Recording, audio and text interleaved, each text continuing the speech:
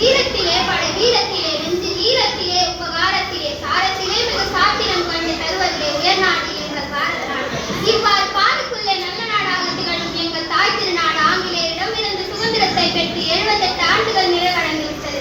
200 ஆண்டுகளுக்கு மேலாக பல ஆயிரக்கணக்கான சுதந்திர போராட்ட தியாகிகளின் தியாகத்தால் உருவானதுதான் நம்முடைய இந்த சுதந்திர பூமி. இவ்வாறு போராடி பெற்ற சுதந்திரத்தை பேணி பாதுகாப்பது நம் இளைய தலைமுறையிலான மாணவர்களின் பங்கு முக்கியமானது. ஆனால் இன்றைய மாணவர்களும் நாட்டுப்பற்று தேசபக்தியை வெறும் ஏற்றில் தெரிந்து கொள்வதோடு நிறுத்திக் கொள்கின்றனர். இன்றைய மாணவர்களது உலகம் இணையதளம் மற்றும் கைபேசியை சாற்றியே முடிந்து விடுகிறது.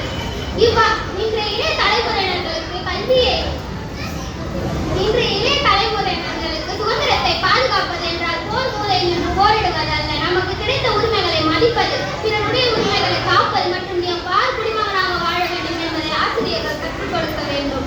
கல்வியே ஒரு சிறந்த மாணவரை உருவாக்கும். ஒரு அறிவுடைய மாணவரை நாட்டை முன்னேற்ற பாதையில் கொண்டு செல்வான்.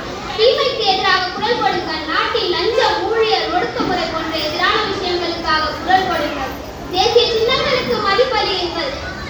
நம் தேசிய கொடி, தேசிய கீதம் ஆகியவற்றை மரியாதையுடன் அணுக கற்றுக்கொள்ளுங்கள்.